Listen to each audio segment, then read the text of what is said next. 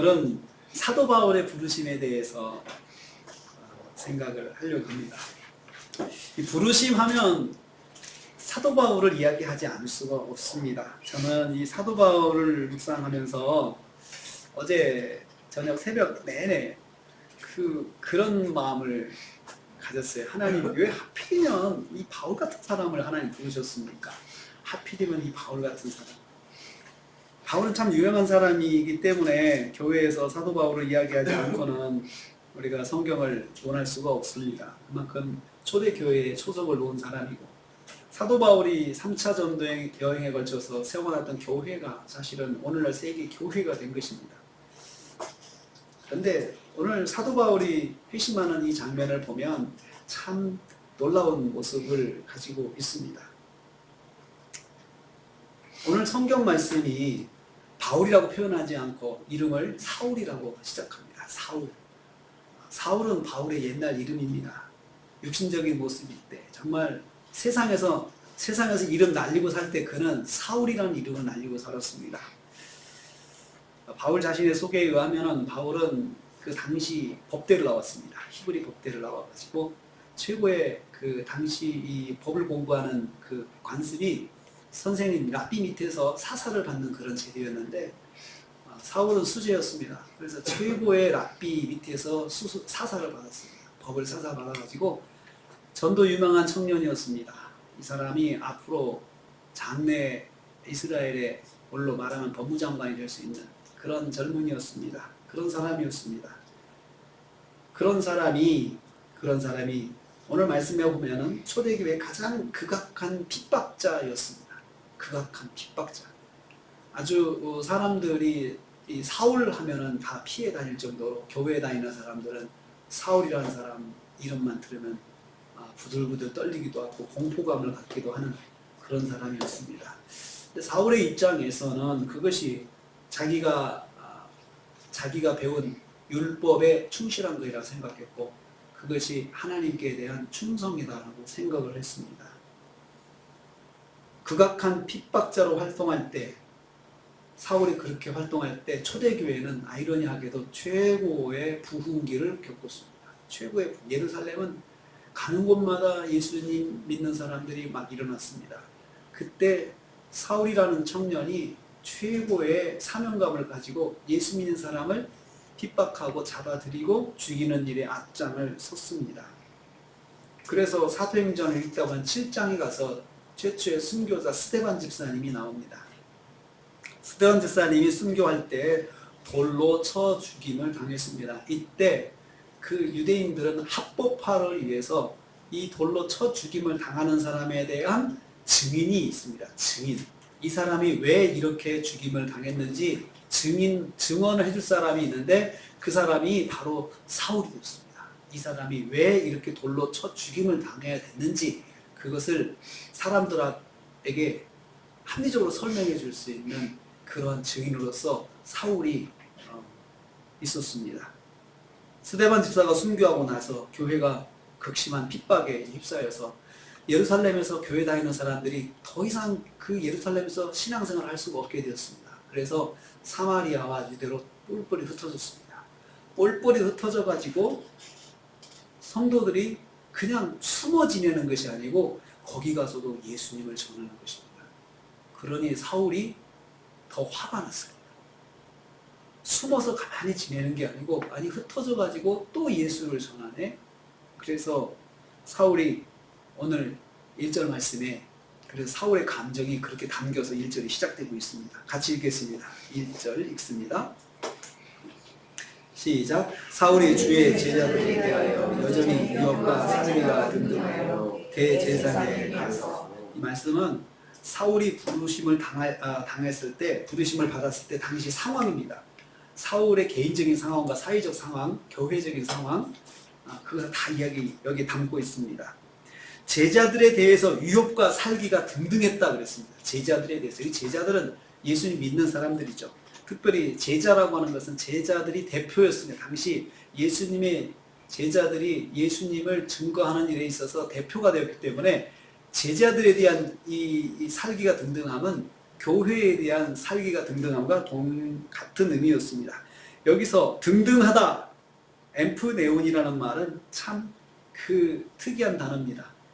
이 말은 야수가, 여러분 동물의 왕국 보면은 그 야수가 사자나 표범이나 이것이 숨을 헐떡거리는데 숨을 씩씩거리면서 숨을 들이쉬죠. 그 사냥감을 사냥하기 위해서 막 뛰어가다가 이제 잠시 쉬는 모습이 숨을 헐떡거리면서 숨을 막 들이쉬고 있잖아요. 그런 모습인 거예요. 그런 모습을 바로 이 엠프네온이라는 단어가 가지고 있습니다. 아주 사나운 감정으로 숨을 들이마시고 있는 모습, 이것을 상상할 수가 있습니다. 살기를 가지고 또 위협을 가지고 그 숨을 들이마시는 때마다 그의 감정이 뭐냐? 살기와 위협이라는 거죠. 그래서 살기와 위협을 한 단어 묶을 수가 있는데, 살기를 가진 위협, 그러니까 살인하고자 하는 그 마음까지 가지고 있는, 상대를 정말 죽여야겠다라고 생각하는 그런 마음까지 가지고 있는 가운데 숨을 들이쉰다 생각해 보세요. 마치 사냥감을 바라보고 있는 사자가 저걸 꼭 잡아야겠다 하면서 숨을 들이쉬면서 그 호흡을 가다듬고 사냥감을 향하는 그 모습처럼 지금 사울이 교회를 바라보는, 그 제자들을 바라보는 모습이 그런 모습이었습니다.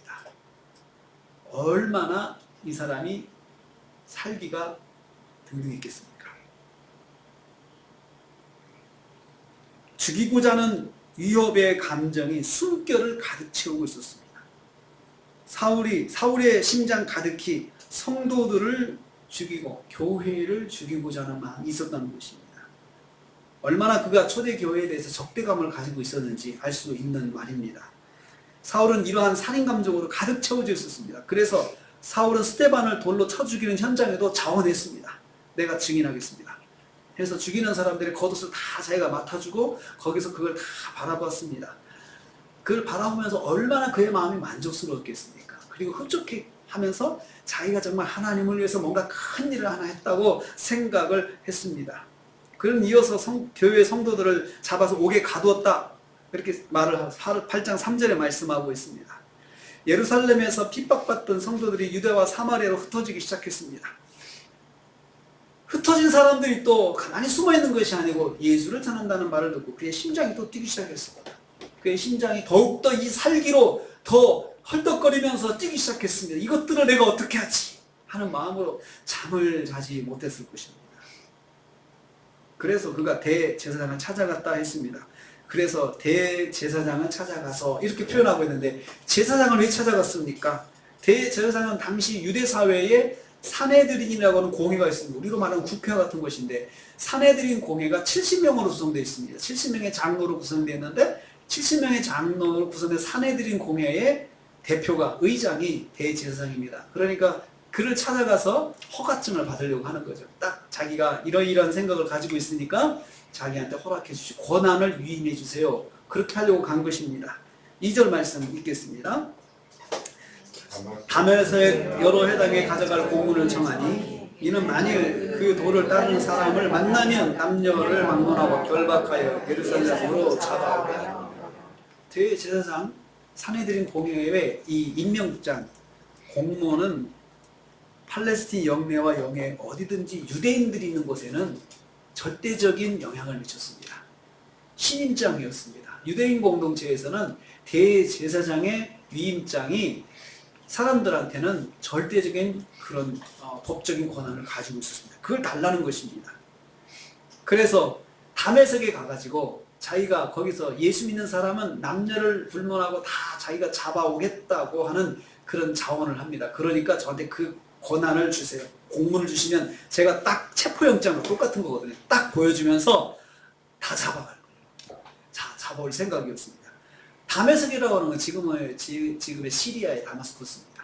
시리아 지역에 있는데, 시리아는 당시 예루살렘에서 200km 북쪽으로 떨어져 있습니다. 200km 떨어져 있으니까 얼마나 먼 곳입니까? 당시 그냥 차가 교통수단이 발달한 게 아니고 걸어서 가는 겁니다. 걸어서 200km를 가는데 그 열심이 대단한 거죠. 200km 자기가 북쪽으로 가서 예수 믿는 사람을 잡아오겠다고 하는 거죠. 누가 시킨 것도 아닌데 자원한 것입니다. 자원한 것이죠. 여러 회당에 갈 공문이라 했습니다. 법적인 권한이죠. 그거 저에게 주세요. 그럼 제가 하겠습니다. 라고 자원을 했습니다. 남녀를 막론하고 예수 믿는 사람들 예루살렘으로 잡아온다. 대상이 누굽니까? 예수 믿는 사람들이에요. 그러니까 이 사울의 마음에는 예수 믿는 것들 이런 생각이 가득했어요. 예수 믿는 것들 내가 보기만 하면은 다 잡아올 것이다. 내가 아주 다 그 지역에 씨를 말려야 되겠다라고 그렇게 생각하고 있었던 사람입니다. 여러분, 이런 사람을 굳이 예수님께서 부르실 필요가 있을까요? 여러분 같으면 어떤 생각이 듭니까? 이런 사람 굳이 불러서 사람이 없는 것도 아니고 뭐 자원하는 사람 얼마든지 있을 텐데, 그리고 선한 사람들, 그리고 이미 막 교회 안에서 예수 믿기 시작한 사람들이 예루살렘에서 막 일어났는데 그 중에서 정말 열정인 사람들, 예수님에 대해서 더 헌신적인 사람들 찾으면 되잖아요. 그런데 굳이 이런 사람을 예수님께서 딱 진영해서 부르시는 거예요. 지금 부르시려고 하시는 겁니다. 근데 그의 모습이 이런 모습이었다는 거죠. 도무지 이 사람이 예수 믿을 사람은 아닙니다. 아닙니다. 그리고 예수님 위해서 일할 사람도 아닙니다. 보면은 사람들이 볼 때 저런 사람은 절대 교회에 와서 일할 수 있는 사람이 아니야 라고 생각을 해요. 그런 사람이 예수님 손에 딱 붙들렸어요. 예수님께서 그런 사람을 부르신 거예요. 어떻게 부르심을 받았을까요? 그리고 이 사람의 부름 받을 때의 그 시점이 최고의 절정의 순간이에요. 예수님에 대한 적대감이 최고의 절정인 사람이에요.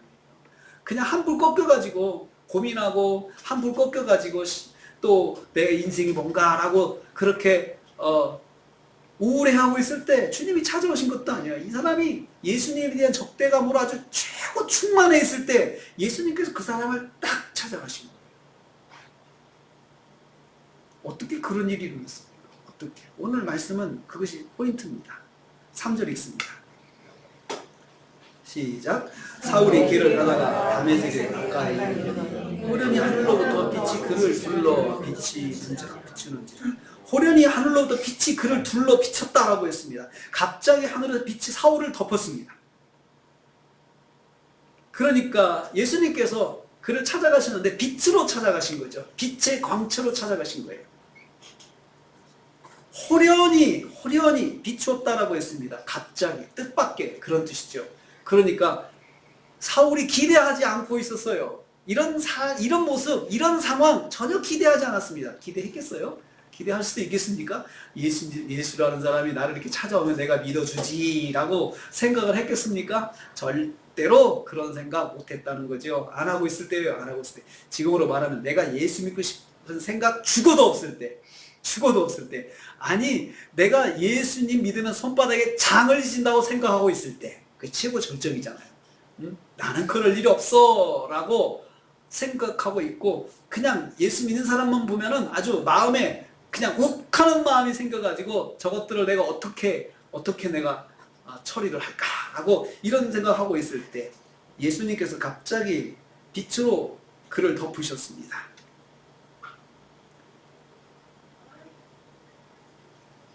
여기 호련이라는 단어는 하늘에서 갑자기 이렇게 하늘에 속한 존재가 출현할 때 성경은 그런 표현을 씁니다. 호련히 하늘에 속한 존재가 이렇게 갑자기 등장할 때 이런 단어를 쓰기도 합니다.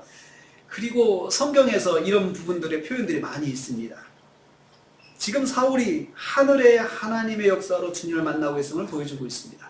그러니까 사울에게도 어떤 상식이 있었냐면은 이런 현상은 하나님이 오시거나 하나님이 사자가 보내줄 때 이런 현상이 있다고 사울도 상식적으로 아는 장면이에요. 이런 장면은 사울이 행해서 다메섹에 가까이 갔을 때 이런 일이 일어났습니다. 빛의 비추임을 받았다. 사울의 마음이 이제 다메섹에 가까이 갔다 그러면은 어떤 생각이 사울의 마음을 지배했을까요? 자, 200km 정도 되는 거리인데 자기가 출발할 때는 어떻게 마음을 가지고 있었습니까? 야, 빨리 가서 그 사람을 잡아야겠다 했는데 이제 목적지가 다가오고 있습니다. 그러면은 어떤 생각하고 있을까요? 이제 가까이 오니까, 자, 이제 다가오니까 다들 준비해! 이렇게 하고 있을 거예요. 다들 준비해! 장비도 준비하고 자기가 받은 위임장도 다시 품에다 다시 꺼냈다 보면서 이걸 내가 어떻게 써먹지 하고 생각하고 이제 내가 이제 도착해서 할 일을 막 대비하고 있을 때였습니다. 딴 생각할 수 없습니다. 마치 우리가 비행기를 타고 20시간 정도 날아가서 목적지가 다가왔다 그러면 이제 다른 생각 안 하고 내릴 준비하고 있잖아요. 도착할 준비하는 것처럼 다 준비하고 있을 때였습니다. 그때 빛이 하늘에서 사울을 덮었습니다. 사울이 예수님을 만난 것은 예수님이 먼저 찾아오신 사건이었습니다. 찾아와 주세요. 그러면 제가 만나는 보겠습니다. 이런 마음도 없었고 완전히 예수님에 대한 적대감으로 충만했고 그리고 그 순간은 다마스코스에 이제 곧 도착하는 시간이기 때문에 마음의 준비가 아주 이제 내가 예수님 사람을 잡아야겠다라고 이제 마음의 채비를 하고 같이 간 사람들에게도 마음을 준비를 잘해. 다들 빈틈없이 해야 돼. 너는 가서 문을 지키고 너는 가서 뒷문을 지키고 이렇게 하면 서로 역할을 다시 재점검하고 이렇게 준비하고 있을 때였습니다. 그때 예수님께서 그를 찾아오셨습니다. 빛으로 찾아오셨습니다. 예수님의 마음은 참 어떤 때는 이해가 안 될 때가 있어요. 우리가 이런 때 나 같으면 그런 사람 정말 더 보기 싫을 것 같아요. 예수님은 찾아가시려고 막 준비하고 계시는데 이 사람은 이제 더 예수님을 더 이제 핍박하려고 아주 완전한 채비가 갖춰져 있다.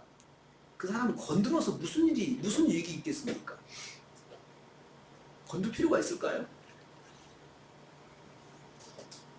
네, 예수님께서 그 사람을 찾아오셨어요. 그래서 어떻게 됐습니까? 4절 말씀 읽겠습니다. 4절 말씀 시작. 땅에 엎드러져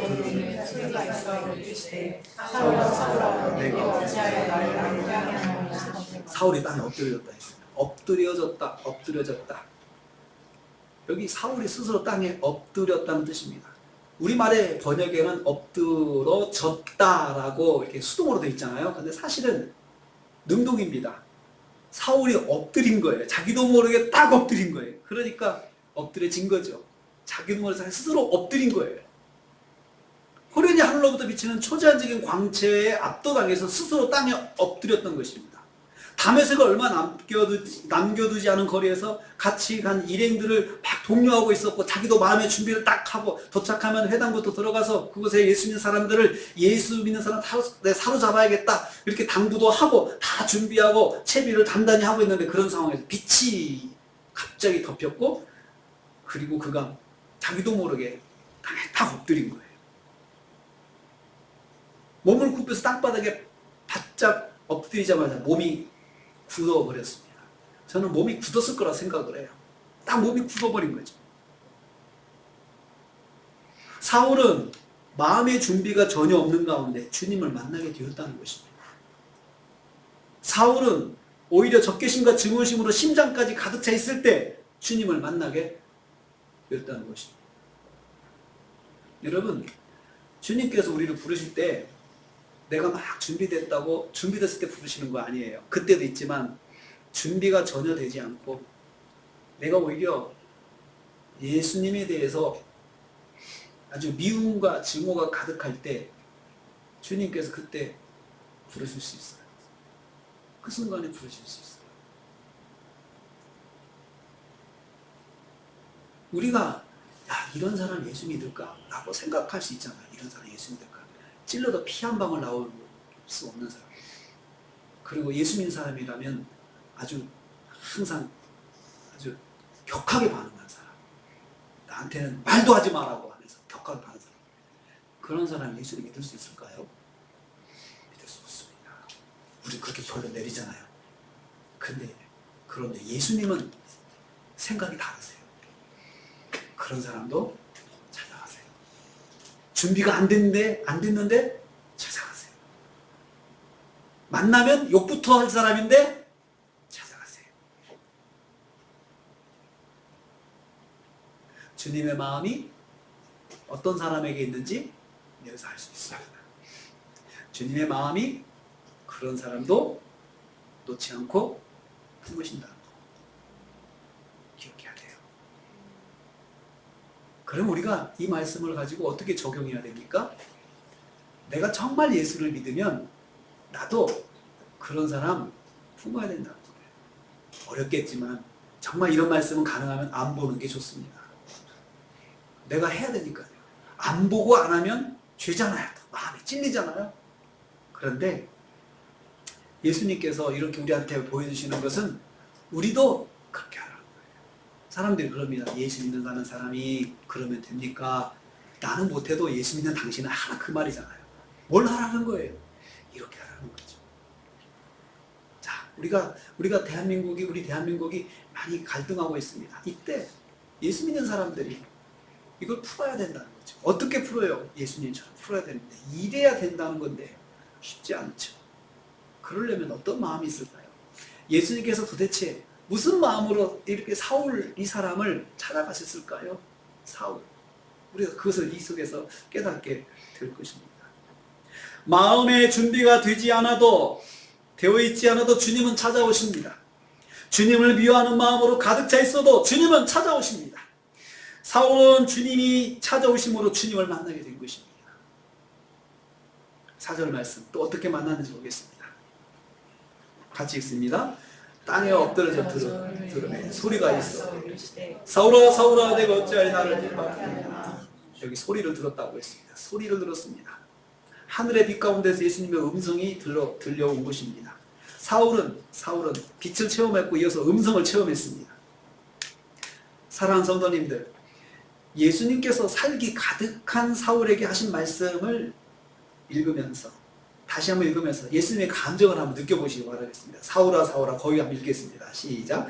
사울아 사울아 내가 어찌하여 나를 박해하느냐. 여러분, 이 말씀의 문맥의 뉘앙스가 어떻게 느껴지십니까? 예수의 이를 바득바득 깔면서 말씀하시는 소리 같아요? 아니면 다른 감정이 여기서 느껴지십니까? 예수님의 음성에서 사울에 대한 적개심이 느껴지십니까? 아니면 자비하신 음성이 느껴지십니까? 예수님께서 사울을 간곡한 마음으로 부르시는 것, 이거 느낄 수 있어요. 어떤 문장에서요? 이름을 2번 부르는 거예요. 사울아 사울아. 여러분, 우리 화나면 2번 안 부르죠? 목소리를 최고로 옥타브 늘려서 깍 부르면 상대가 겁나잖아요. 여보! 하면은 어떻게 돼요? 야, 이거 큰일 났다. 야, 이거 큰일 났다. 뭐지? 이거 뭐지? 근데 여보 2번 부르면, 이건 2번 부를 때는요 그렇게 격하게 부를 수가 없어요. 일반적으로 그렇죠. 2번 부르면 부드러울 수밖에. 그래. 뭐 마음이 듣는 사람 마음이 편하죠. 성경에서 예수님께서 이렇게 2번 부르신 표현들이 많이 있습니다. 이 2번 부르실 때는 사랑과 깊은 관심을 가지고 뭔가를 교훈하시고 가르치실 때 예수님 이렇게 부르셨어요. 누가복음 10장 41절 보면 마르다야 마르다 이렇게 부르셨어요. 마르다야 마르다야 하면서 예수님께서 마르다에게 가르쳐 주셨어요. 내가 많은 일을 염려하고 근심하지만 하면서 마르다의 근심에 대해서 근심과 걱정에 대해서 예수님께서 마음을 풀어주셨어요. 그때 2번 부르셨어요. 베드로도 이렇게 하셨어요. 누가복음 22장 31절에 시몬아 시몬아 이렇게 부르셨어요. 시몬아 시몬아 부르시고 베드로에게 귀한 말씀과 가르침을 더하셨습니다. 예수님께서 마태복음 23장 37절에서 보면 예루살렘을 보시면서 우시면서 예루살렘에 대해서 안타까운 마음으로 이렇게 하셨어요. 예루살렘아 예루살렘아 이렇게 하셨어요. 예수님께서. 오늘 예수님께서 적개심이 가득한 사울을 찾아오셔가지고 사울아 사울아 이렇게 부르셨어요.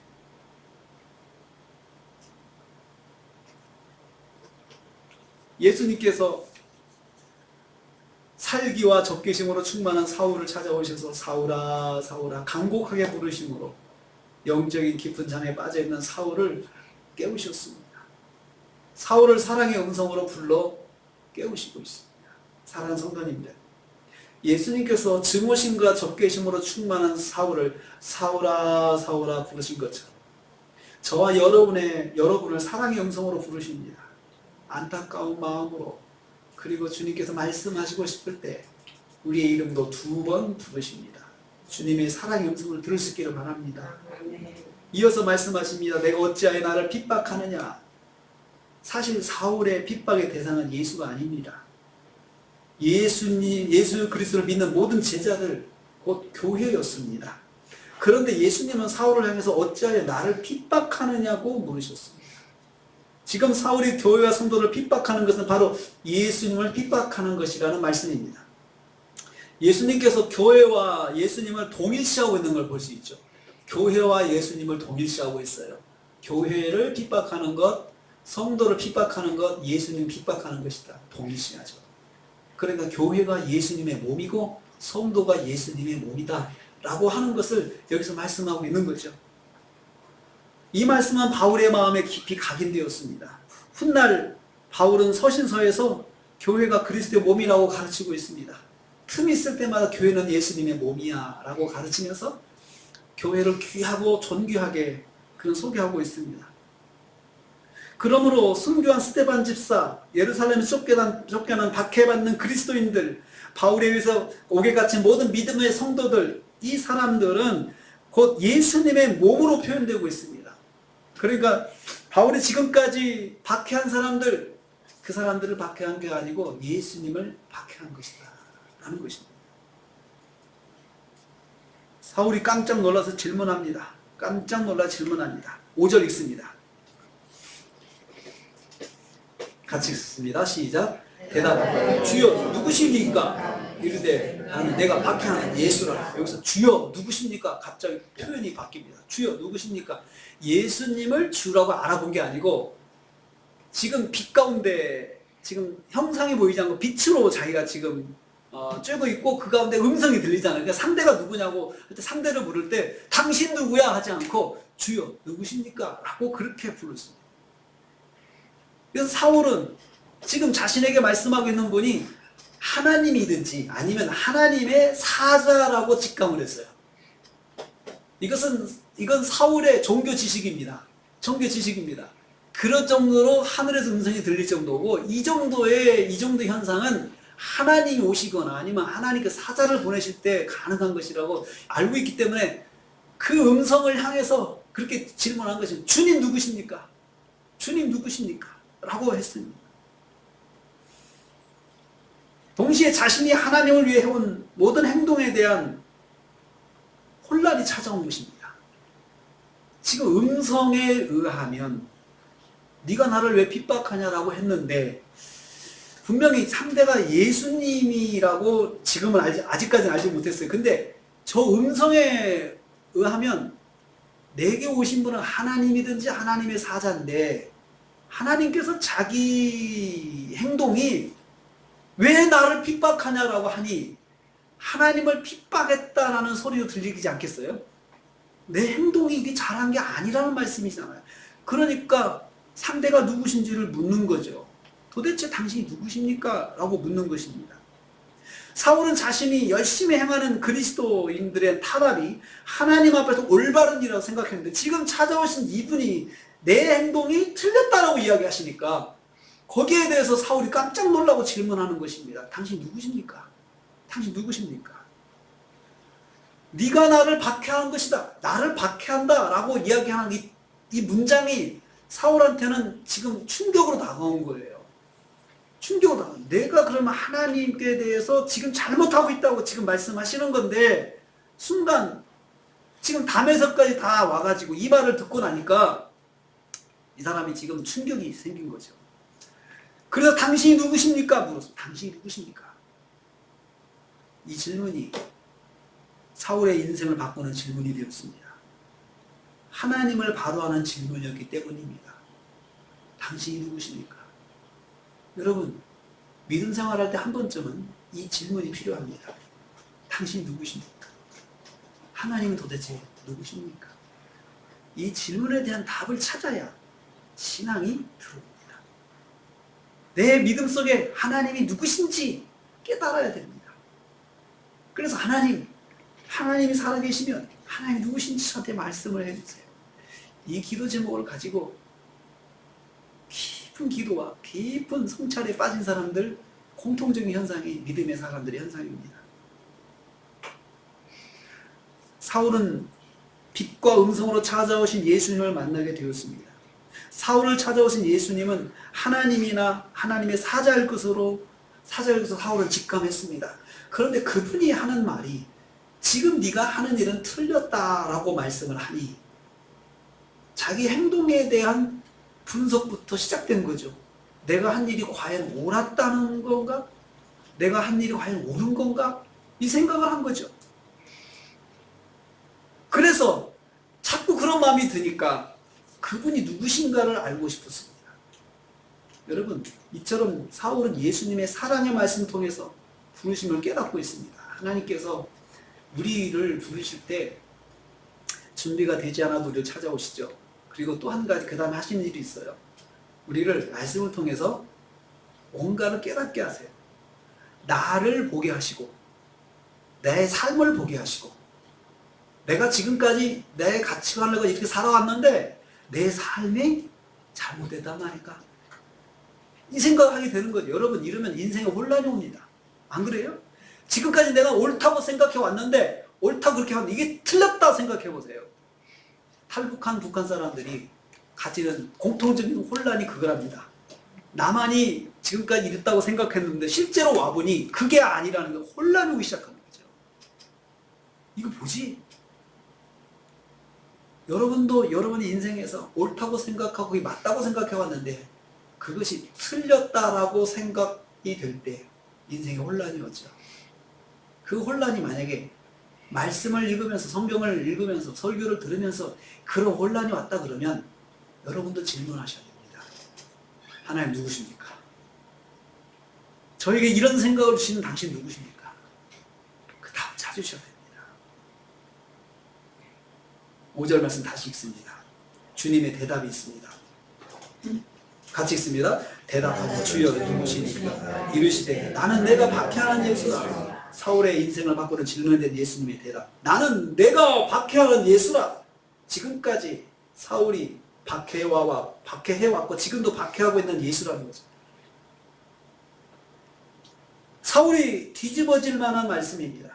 지금 자기에게 말씀하시는 분은 예수님인데 그러면 예수님이고 지금 말씀한 예수님이고 예수님은 하나님이라는 의미잖아요. 지금 그 자기를 찾아오신 분은 예수님인데 그분이 오실 때 오시는 형식 자체가 하나님의 임재 형식이잖아요. 지금 그러니까 사울이 가지고 있는 종교 지식과 그런 상식과 그리고 지금 방금 들은 말에 의하면 나를 찾아오신 분은 하나님이신데 그분이 예수님이시고 예수님이 하나님이라는 거잖아요. 그런데 자기가 지금 무슨 일을 했어요? 그분을 핍박하는 일을 했다는 걸 말씀하고 있잖아요. 사울 자신은 하나님에 대한 열심으로 그리스도인을 박해하고 죽이기까지 했는데 그것이 잘못이라는 말씀이잖아요. 지금까지 사울의 삶이 틀렸다는 결론이 나왔잖아요. 그러면 어떻게 되겠어요? 엎드려 있는 사울의 표정이 어떻겠어요? 표정이 저는 굳었을 거라고 생각을 해요. 몸이 굳었을 거라고 생각해요. 입이 굳어버렸을 것입니다. 사울 같은 사람, 여러분 얼마나 자신만만한 사람이겠습니까? 세상적으로 누구하고 뒤지도 않고 정말 대한민국 수능 1등인데 그래서 법대도 갔고 정말 최고의 선생님한테 사사를 받으면서 차기 법무부 장관이에요. 그런 사람이고 누가 차타가 공인하고 그리고 지금 무슨 일을 하고 있어요? 그 유대교 하나님을 위해서 최고의 헌신을 하는 사람인데 얼마나 자신만만한 사람이겠습니까? 누가 그 사람에게 충고를 해주겠어요? 그 사람의 행동을 누가 평가하겠어요? 응? 사도 바울이 빌립보서 2장에 보면 자기를 소개하는 거예요. 거기에 보면 쭉 나와 있어요. 나는 유대인 중에 유대인이에요. 이 사람은 최고의 유대인이라고 자기가 사실 세상의 이력서 그렇게 써놨어요. 잘못된 열심이 하나님의 마음을 아프게 했다는 생각이 갑자기 몰려왔을 것입니다. 내가 하나님을 아프게 했구나. 예수님께 뭐라고 말씀해야 될지 말이 나오지 않았을 것입니다. 순간 질문을 받았잖아요. 네가 왜 나를 핍박하냐고 했을 때 그 질문에 답을 해야 되잖아요. 답을 해야 되는데 누구냐고 묻고 나니까 답할 수가 없어요. 답할 수가 없어요. 이러한 사울에게 주님께서 이어서 말씀합니다. 6절 말씀 보겠습니다. 시작. 너는 이를 시내로 부르라. 내가 하는 예수님께서 몸이 굳어있는 사울에게 일어나서 시내로 가라 했어요. 시내는 다마스커스입니다. 다메섹에 시내로 가라. 들어가라 도시로 들어가라고. 근데 여러분, 사울의 도시로 온 목적이 무엇입니까? 예수 믿는 사람 잡아 죽이려고 왔잖아요. 그런 목적으로 왔는데, 그런 목적으로 왔으니까, 그러다 예수님 딱 만났잖아요. 그러면 돌아가야 돼요. 이제 포기하고 돌아가는 것이 순서예요. 근데 예수님께서 포기하고 돌아가라고 하지 않으셨어요. 야, 너 포기하고 돌아가. 이렇게 하지 않고 들어가. 시내로 들어가라고 했어요. 그 발걸음이 얼마나 무서웠겠습니까? 부들부들 떨렸겠습니까? 이거 내가 여기 와야 되는 것은 아닌데, 와야 할 곳이 아닌데, 이렇게 와야 할 것이 아닌데, 내가 지금 들어왔다. 이런 생각을 할 거 아니겠습니까? 어찌할 바를 모른 채 몸이 굳어있는 사울에게 주님께서 한 일을 말씀해 주셨습니다. 일어나서 시내로 들어가라라고 했습니다. 시내로 들어가라. 여기에서 그 가면은 너에게 예비된 사람이 있다. 그 사람 만나라. 라고 예수님께서 말씀하신 거죠.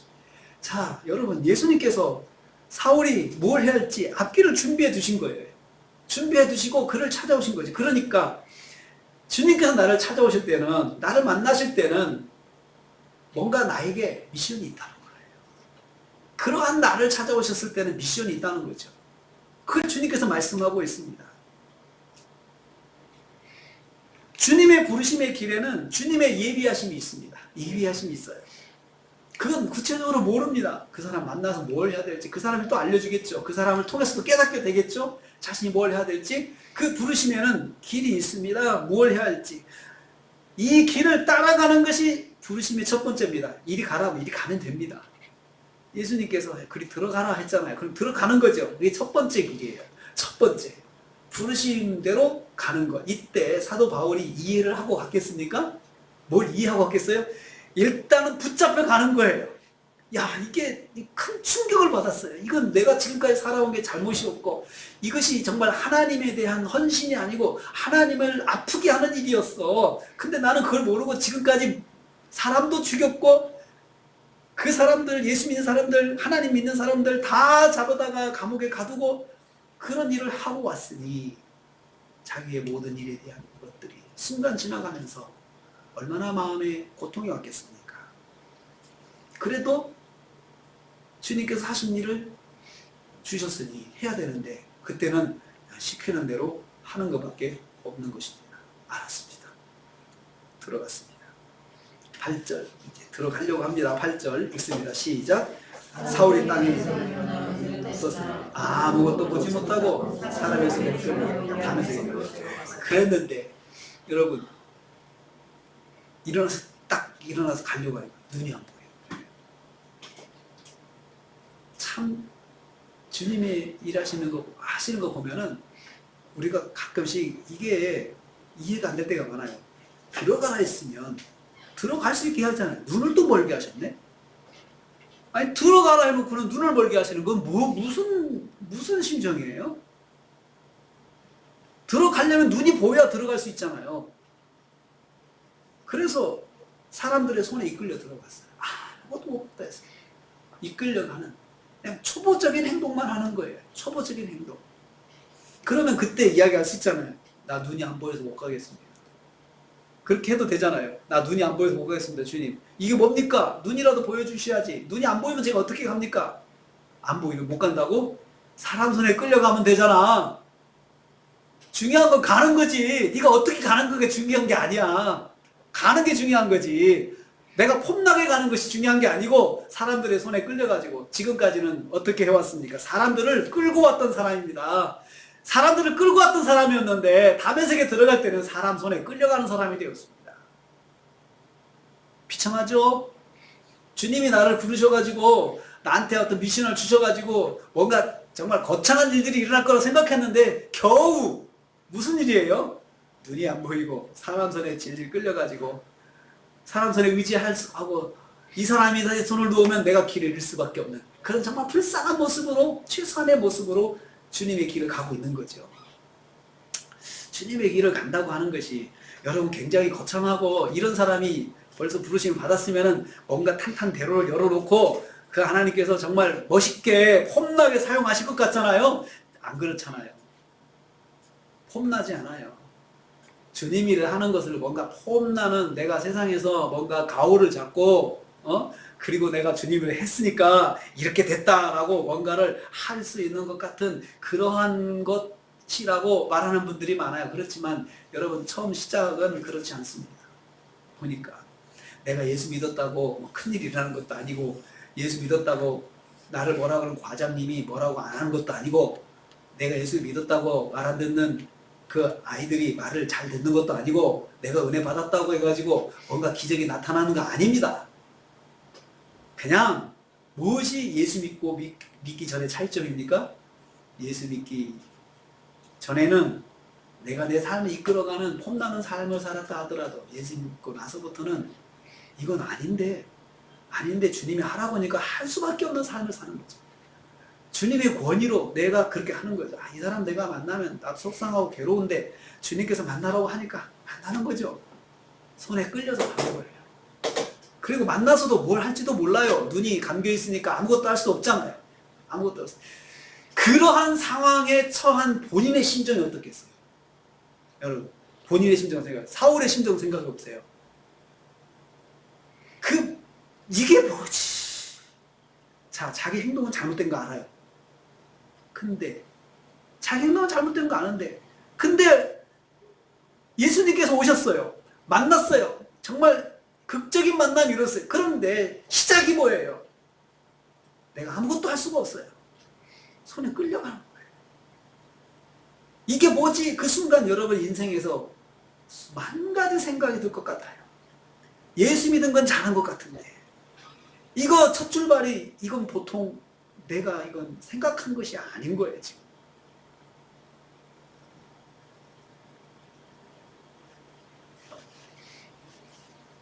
믿는 사람을 체포하고자 했던 사람이 이제는 예수님에게 사로잡힌 자가 되었습니다.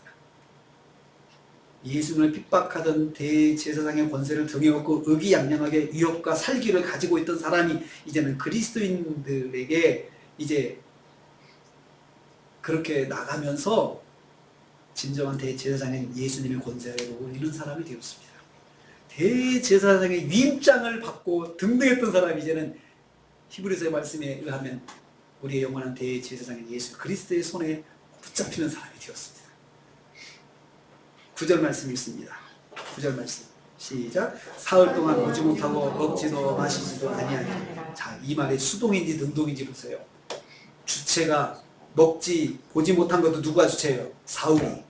먹지 못한 것도 누가 먹지 못했어요? 사울이. 무슨 말이에요? 못 보는 건 어쩔 수가 없는 거지만 안 먹는 건 본인이 스스로 먹을 맛도 없었던 거죠. 사울의 깊은 고민이 여기 들어가 있습니다. 먹을 수도 없어요. 간맛이 나겠습니까? 그곳에서. 그러면 그 시간 동안에 사울은 뭘 했겠습니까? 저는 깊은 생각에 빠졌을 거라 생각합니다. 지금까지 자기가 살아온 삶에 대한 생각, 그리고 내가 지금 예수님을 만난 거에 대한 그런 그 생각, 그리고 예수님이 누구신가에 대한 그런 생각, 이게 다 사흘 동안 깊은 정리가 되었을 거라 저는 생각을 해요. 사울은 다메섹으로 가는 길목에서 부활하신 예수님을 만났습니다. 예수님이 사울을 찾아오셔서 만나게 되었습니다. 사울은 그동안 자신의 삶이 하나님을 경외하고 공경하는 삶이라고 굳게 믿고 있었습니다. 누구보다 앞장서서 예수님을, 하나님을 열심히 섬겼다고 자부했습니다. 하지만 예수님과의 만남을 통해서 자신의 삶이 하나님을 공격하는 삶이었다는 것을 깨닫게 되었습니다. 부활하신 주님을 만나면서 영적인 눈이 열렸습니다. 그런데 그 육신의 눈은 감겼습니다. 3일간 사울은 이전과는 완전히 다른 사람으로 변하는 3일이 시작된 것입니다. 교회를 핍박하던 열심이 예수 그리스도와 교회를 위한 열심으로 바뀌게 되는 시간이 3일이었습니다. 3일간의 시간은 감겨져 있던 영적인 어둠의 현실을 깨닫고 새롭게 눈을 뜨기 시작하는 시간이 3일이었습니다. 여러분, 우리한테도 이런 영적인 3일이 있을 수 있습니다. 내가 막 예수님 믿었는데 내가 할 수 있는 건 아무것도 없고, 그리고 내가 생각할 때마다 기가 막힌 거죠. 내가 왜 그렇게 살아왔을까? 내가 왜 그렇게 살아왔을까? 그러나 분명한 주님께서 나를 부르셨으니 나는 이제 어떻게 해야 되는 것인가? 그 시간을 하나님께서 3일을 주셨어요. 먹지도 못하고 볼 수도 없는 가운데. 여러분, 못 본다는 게 뭐죠? 활동 못하는 거죠. 봐야 활동하죠. 누가 옆에서 끌고 가야 움직이습니다. 하나님께서 움직임을 멈추게 하시고 3일 동안 그의 몸에 밥 먹고 싶은 생각도 없게 하시고 공허히 생각하는 3일이 되었습니다. 사울은 부르심을 받고 3일간 정지의 시간을 받았습니다. 정지의 시간을 가졌어요. 정지의 시간. 이 시간을 통해서 진정으로 영적인 눈이 열리는 변화를 경험하게 되었습니다. 예수 그리스도를 삶의 주인으로 영접하게 되었습니다. 이 3일의 시간이 그에게 인생을 바꾸는 시간이 되었습니다. 예수님과의 만남이 그의 인생을 바꾸는 만남이었다면 그의 3일의 시간은 자기 삶을 정리하고 자기가 예수님을 위해서 어떻게 살아야 될지 생각하는 시간이 되었던 것입니다. 사울은 가장 예수님과 대적할 때 예수님을 만나게 되었습니다. 예수님께서 사울을 찾아오셔서 만나게 되었습니다. 그래서 그의 부르심은 은혜로 부르심을 받았다고 그렇게 말을 합니다. 그래서 사울이 이제 전도자가 되어서 할 때 가끔씩 자기가 하는 말이 있으면 나의 나 된 것은 하나님의 은혜라고 이야기를 해요. 나의 나 된 것은 하나님의 은혜다. 이 말을 쉬지 않고 이야기를 합니다. 하나님의 은혜다. 하나님께서 부르시지 못할 사람은 없습니다. 여러분, 나 같은 사람 부르실까? 저런 사람 부르실까? 부르십니다. 부르십니다. 제 오래전 경험 다시 한번 말씀을 드리겠습니다. 정보통신에 우리나라 초석을 놓은 분이 있습니다. 서산영 씨라고.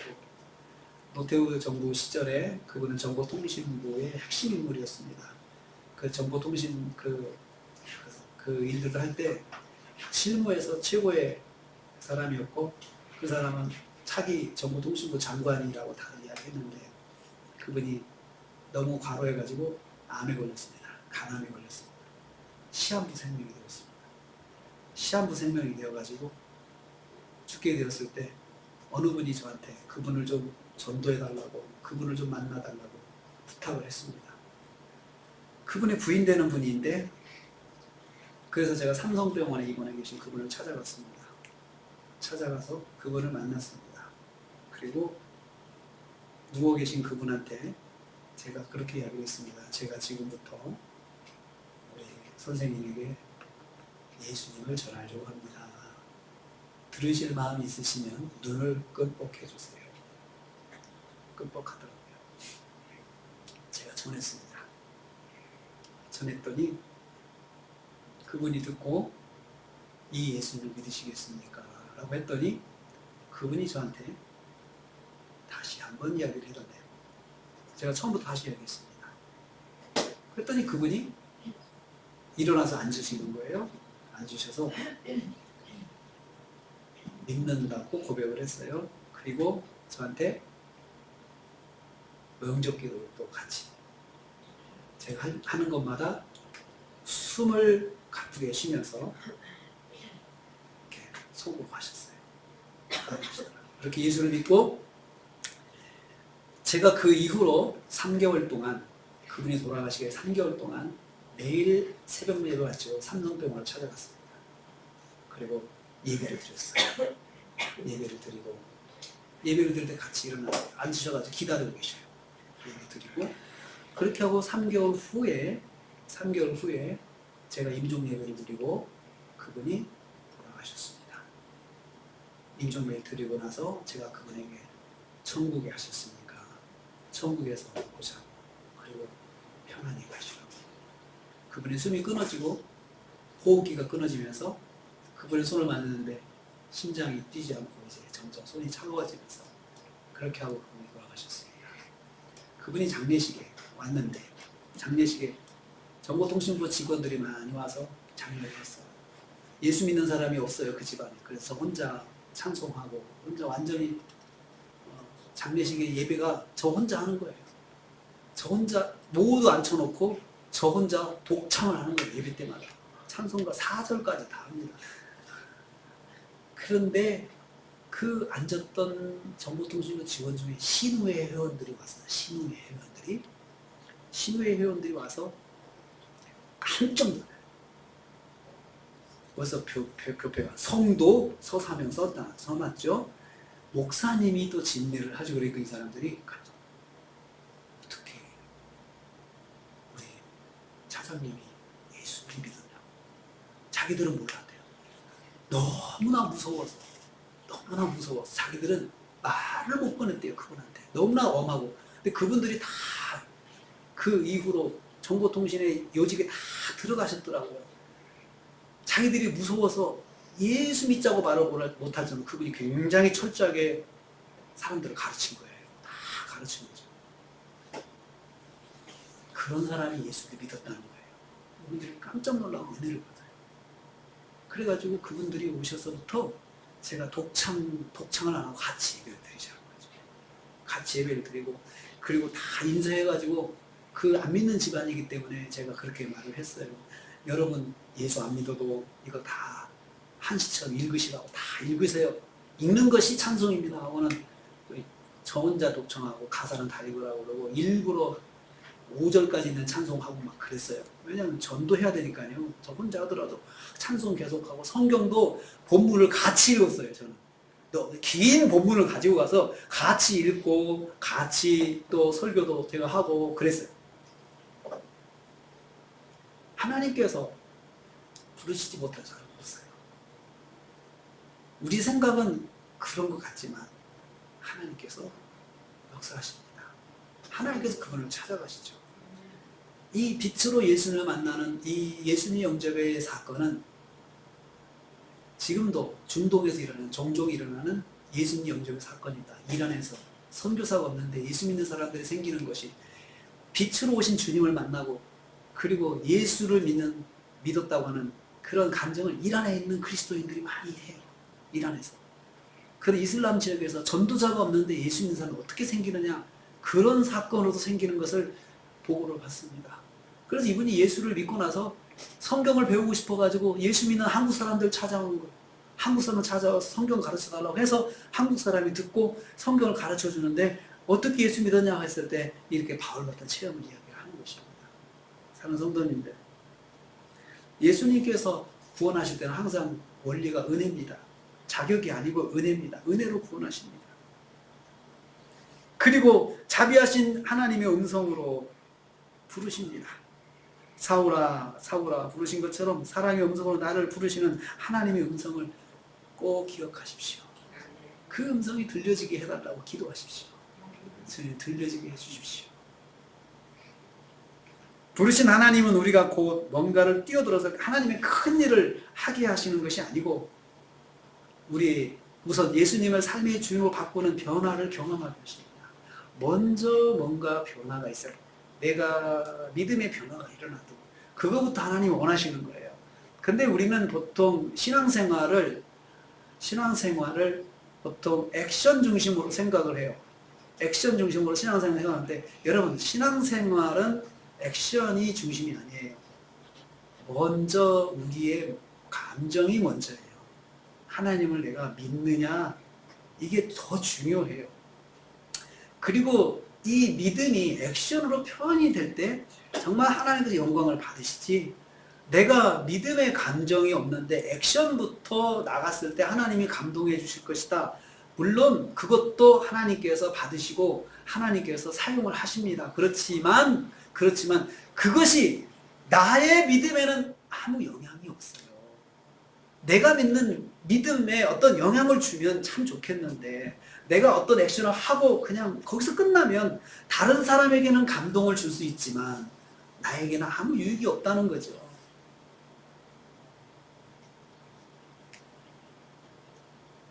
3일이라는 시간이 있었다는 것입니다. 3일이라는 시간. 이게 뭐지? 라고 생각하고 내가 아무것도 할 수 없게끔 손발을 묶어버리시고 그리고 내가 만난 주님만 묵상하고 그리고 그 주님을 믿고 의지하는 삶의 변화를 하나님 못하십니다. 사랑하는 성도님들, 이 은혜가 사도 바울을 부르신 은혜가 저와 여러분에도 있으면 꼭 기억하십시오. 그래서 그 은혜 가운데 우리도 종종 넘어지고 또 실수하지만 그때 기억해야 할 것은 십자가 은혜입니다. 십자가 은혜예요. 에이고 날마다 이러는 거나 믿음 생활 못하겠다 이렇게 생각하지 마십시오. 은혜다라고 생각하시고 바로 서는 것, 그리고 믿음 생활이 내가 은혜가 필요한 사람이라는 것을 깨닫는 것이 믿음 생활의 첫 번째입니다. 내가 정말 예수 믿고 똑바로 사는 것이 이것이 신앙생활이다 이렇게 생각하는 것이 정답이 아닙니다. 나는 은혜가 필요한 사람이구나 이렇게 생각하고 늘 십자가 은혜를 의지하는 것, 이것이 중요한 것입니다. 이 은혜 가운데 거하신 주님의 이름으로 축복합니다. 기도하겠습니다. 주님, 오늘은 우리에게 바울의 부르심을 묵상하게 하셨습니다. 잘못된 방향으로 하나님을 믿던 사울을 주님께서 찾아가셨습니다.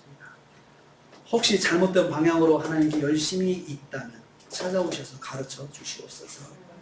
사울아 사울아 부르신 것처럼 사랑의 음성으로, 은혜의 음성으로 말씀해 주셔서 저의 영적인 눈도 열어 주시옵소서.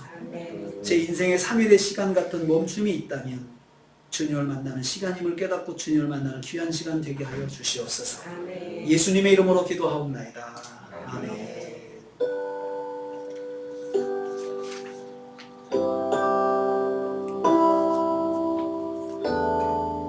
사울아 사울아 내가 어찌하여 나를 핍박하느냐.